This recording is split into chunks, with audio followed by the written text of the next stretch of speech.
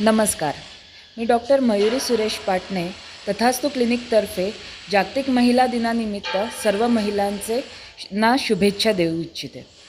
आज आपण जागतिक महिला दिनानिमित्त खूप सारे टेस्ट्स, पॅकेजेस, ब्लड टेस्ट या बऱ्याच ठिकाणी शिबिरामध्ये अवेलेबल असतात.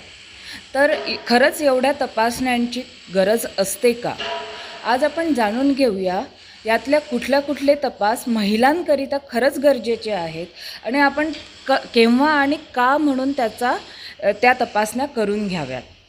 तर सगळ्यात पहिली जी महत्त्वाची असते ती CBC म्हणजेच कंप्लीट ब्लड काउंट. यामध्ये आपण हिमोग्लोबिन बघतो, न्यूट्रोफिल्स बघतो, नंतर इओसिनोफिल्स असतात, WBC, RBC असे विविध 10 प्रकार असतात. याच्यात जेव्हा हिमोग्लोबिन म्हणजे एनिमियाबद्दल आपण माहिती करून घेतो. आपल्या देशात एनिमिया खूपच जास्त कॉमन आहे, कारण महिला प्रॉपर पद्धतीने जेवण करत नाही, हिरव्या पालेभाज्यांचा समावेश नसतो. सो एनिमिया खूप कॉमन आहे. प्रेग्नन्सीच्या वेळेस एनिमिया असेल तर महत्त्वाचं म्हणजे बाळाला जे रक्तपुरवठा होतो तो आईच्या थ्रू होतो. जर आईच एनिमिक असेल तर बाळातसुद्धा एनिमिया होण्याची शक्यता असते. बरेचसे प्रॉब्लेम्स बाळामध्ये येऊ शकतात. दुसरं असतं WBC प्लेटलेट्स. हे मोस्टली इन्फेक्शन किंवा तुमचा रक्ताशी संदर्भात कुठले एलर्जिक रिॲक्शन्स आहेत का या संदर्भातली माहिती आपल्याला देऊ शकते. नंतर जेव्हा पण आपली पाळी सुरू होते, कुठल्या पण मुलीची पाळी सुरू होते, तेव्हा सुरुवातीला ती फार अनियमित असते आणि रक्त जो बाहेर निघण्याचा असतो ते फार कमी प्रमाणात असतं. इव्हेंच्युअली ती हळूहळू नॉर्मलाइज होते आणि महिन्या यायला लागते. परंतु काही महिलांना जेव्हा खूप जास्त प्रमाणात रक्त जातं आहे किंवा गाठी जात आहेत रक्ताच्या मुळात, किंवा जर समजा अगदी फ्रिक्वेंटली म्हणजे अगदी 21 दिवसांच्या आधीच ब्लिडिंग चालू होत असेल आहे, तर अशांनी आपली एक महत्त्वाचा तपास जो असतो तो म्हणजे BTCT म्हणतो आम्ही त्याला, ब्लिडिंग टाईम क्लॉटिंग टाईम, ती करणं गरजेची असते. कारण रक्त पातळ होणे किंवा रक्ताचं गोठण्याची क्रिया आहे ही त्याच्याद्वारे आपल्याला माहिती पडते. तिसरं आपल्याला महत्त्वाचा तपास म्हणजे थायरॉईडचे तपास. थायरॉईडमध्ये जर समजा प्रेग्नन्सीच्या दरम्यान थायरॉईडची मात्रा जास्त असेल तर त्यावेळेस महिलांना प्रेग्नन्सी राहण्यात प्रॉब्लेम होऊ शकतो किंवा प्रेग्नन्सी राहिली तर त्याच्यातही गर्भारपणाच्या याच्यात अगदी गुंतागुंत होऊ शकते. सो थायरॉईडचे तपास हा फार महत्त्वाचा असतो.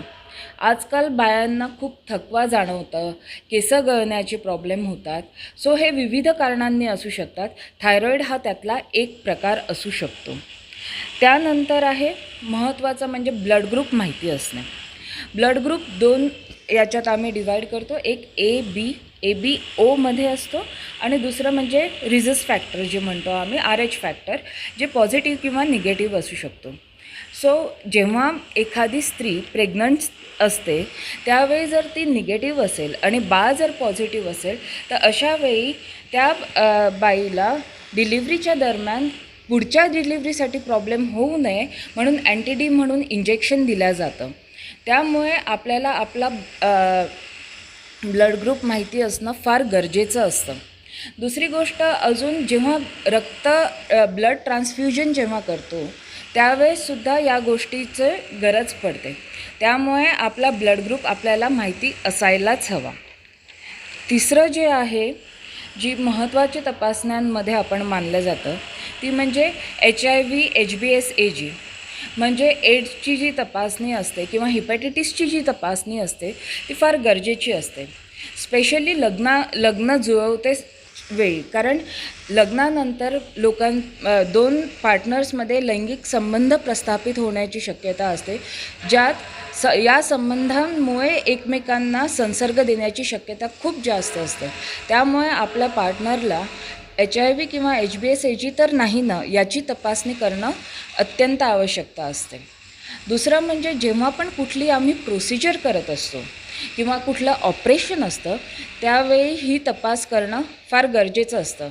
कारण जर समजा कुठे रक्त आमच्या अंगावर सांडलं आणि तिथे जर समजा कट असेल तर ते पेशंटकडनं डॉक्टरला किंवा नर्सेसला किंवा जो पण ट्रीटिंग स्टाफ आहे त्याला होण्याची ही शक्यता जास्त असते. त्यामुळे ही तपास गरजेचा आहे.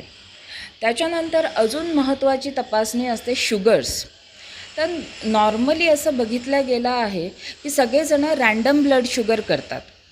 रँडम ब्लड शुगरपेक्षा HbA1c जे तुमच्या ग्लायकोजिलेटेड HB ज्याला म्हणतो आम्ही, जे तुमच्या मागील 3 महिन्याचा रक्तातील साखरेचं प्रमाण सांगतं, अशी जी तपासणी आहे ती जास्त महत्त्वाची असते.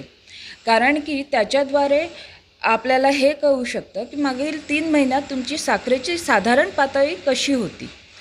दुसरी गोष्ट म्हणजे जेव्हा एखाद्या व्यक्तीला वारंवार इन्फेक्शन होतं आहे, जसं की पांढरं पाणी जाणं, अशा वेळी हे साखरेचं प्रमाण वाढलेलं असेल तरीही वारंवार अशा प्रकारचा त्रास होऊ शकतो.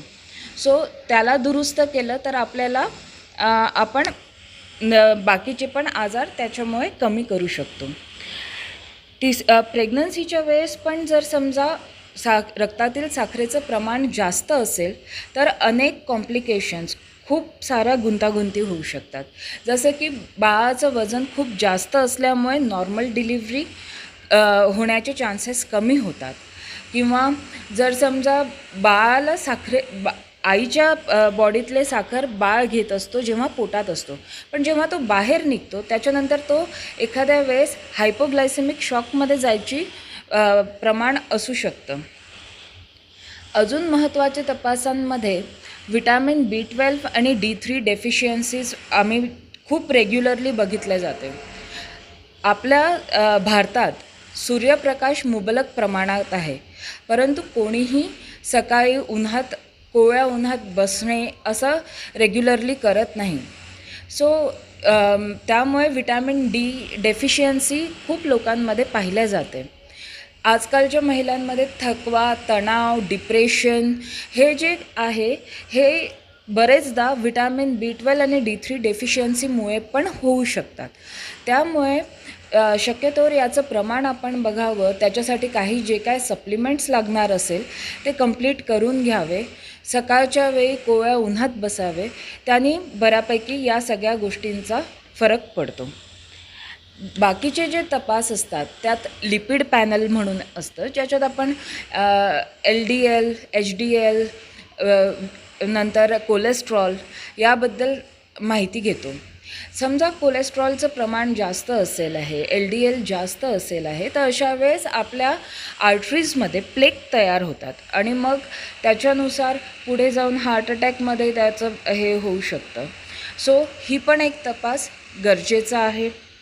त्यानंतर C रिॲक्टिव्ह प्रोटीन म्हणून एक तपास असतो, जो शक्यतोवर इन्फेक्शन असेल आहे किंवा कुठला ऑटोइम्युन डिझीज असेल, जसं की लुपस म्हणून आहे किंवा रुमॅटॉइड आर्थरायटिस म्हणून आहे. वेगवेगळे इन्फ्लामेटरी डिझिजेस जे आहेत त्यावेळी हे C रिॲक्टिव्ह प्रोटीनची मात्रा रक्तातली वाढलेली असू शकते.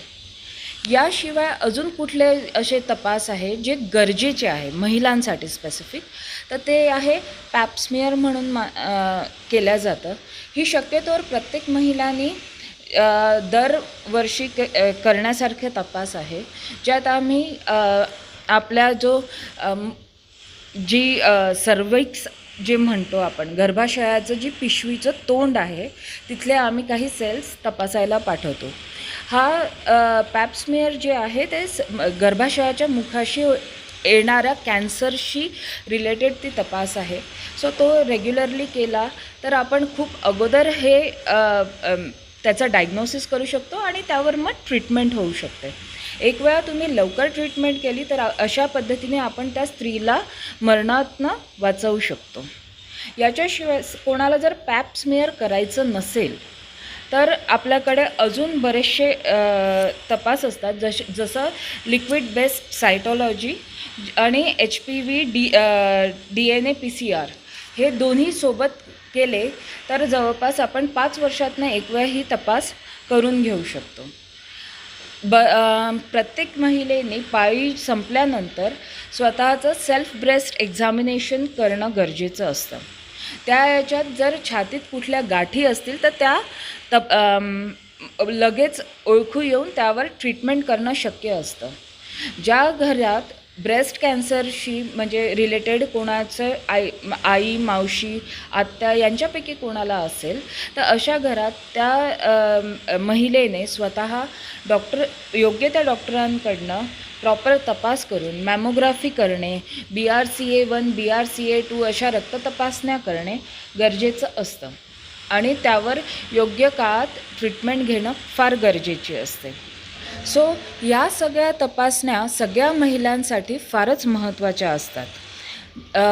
याच्याशिवाय जर समजा आपल्याला इन्फेक्शन असणार किंवा अजून काही असणार तर त्याच्यासाठी तर तपासण्या त्या वेगळ्या करायलाच हव्या, पण प्रत्येक वर्षी प्रत्येक स्त्रीनी काही तपास करणं गरजेचं असतं. जसं की कंप्लीट ब्लड काउंट, दुसरं म्हणजे तुमचं व्हिटॅमिन B12 D3ची रक्तातली पातळी, थायरॉईड माहिती असायला हवं. नंतर तुमचं पॅप स्मिअर हे गरजेचं आहे. सेल्फ ब्रेस्ट एक्झामिनेशन प्रत्येक महिन्याला तुम्ही पाळीनंतर करणं गरजेचं आहे. हे काही जे तपास आहे हे फार महत्त्वाचे आहे. तुमचा ब्लड ग्रुप तुम्हाला माहिती असणं गरजेचं आहे.